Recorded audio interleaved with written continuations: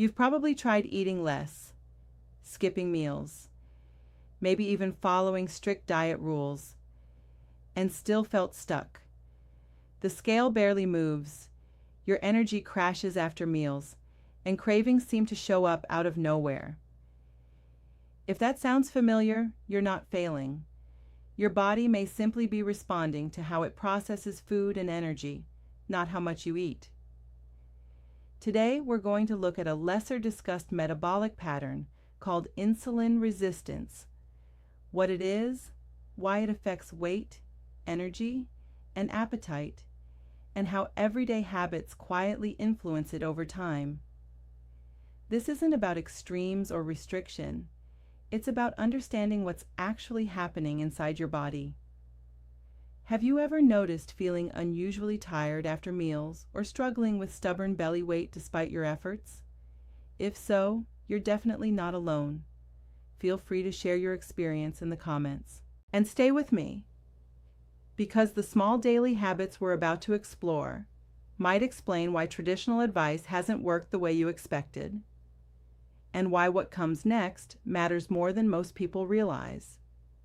Most people who struggle with their weight don't lack discipline. They lack clarity. They cut calories, skip meals, follow advice that worked for someone else, and still feel tired, hungry, and stuck. Over time, that frustration quietly turns into self-blame. But what if the real issue isn't willpower at all, and never was? In recent years, health conversations have begun shifting away from simple calorie math and toward how the body actually manages energy. One concept that keeps coming up is insulin resistance, not as a diagnosis, but as a metabolic pattern that can influence how the body stores fuel, how stable energy feels throughout the day, and why cravings often seem to appear out of nowhere.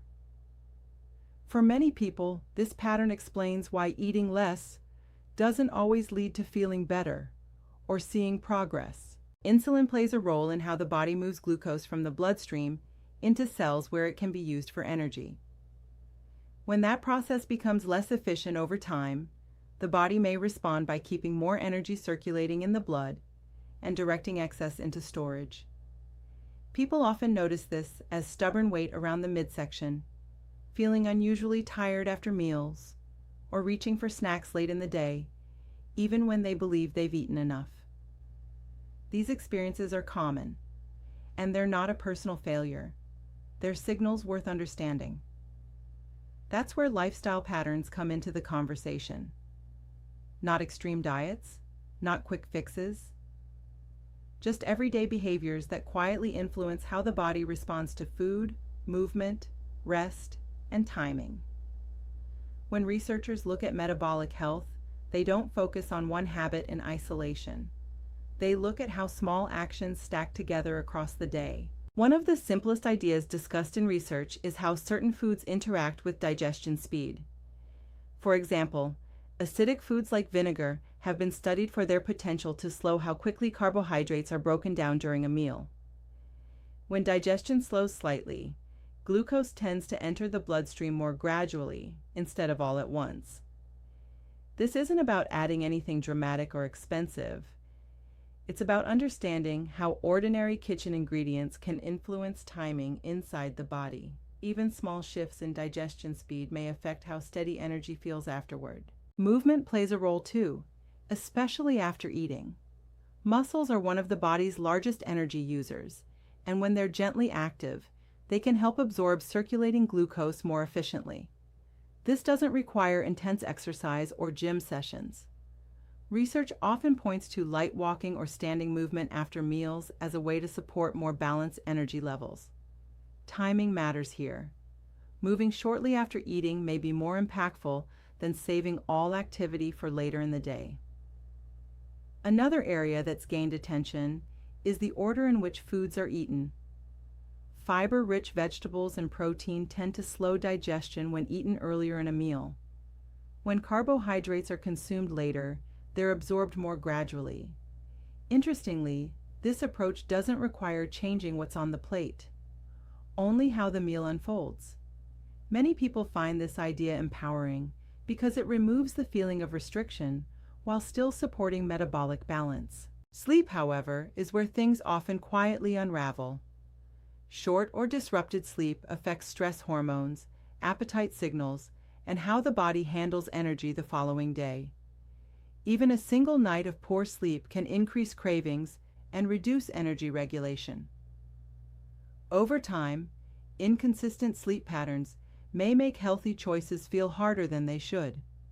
This isn't a character flaw, it's biology responding to stress. Supporting regular sleep timing, exposure to natural light, and a calming evening routine may help the body reset its internal clock more effectively. Morning habits also shape how the rest of the day unfolds. Protein intake early in the day has been studied for its role in satiety and appetite regulation. When the first meal contains enough protein, many people report steadier energy and fewer urges to snack later. This doesn't mean breakfast must look a certain way. It simply highlights how the timing of nutrients can influence hunger signals across the day. What's important to understand is that none of these habits work in isolation. They're not treatments or guarantees, they're inputs. When combined thoughtfully, they may support a metabolic environment that feels more stable, more predictable, and less exhausting to manage. This is a very different message from the idea that health comes from constant restriction or self-punishment. If you've ever felt confused by conflicting advice or wondered why doing everything right still feels hard, you're not alone. Many people are navigating the same questions quietly. Health isn't about perfection, it's about patterns, and patterns can change. As you think about your own daily routine, it might be worth reflecting on what feels hardest right now. Is it energy dips after meals, late night cravings, restless sleep, or feeling like your body isn't responding the way it used to?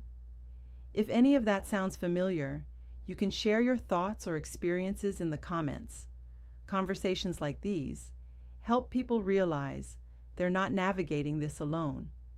If this kind of discussion feels helpful, you can support the channel by liking the video or sharing it with someone who might appreciate a calmer, more balanced approach to health information. And stay with me, because in the next part, we'll explore how small, realistic adjustments can fit into real life without turning health into a full-time job.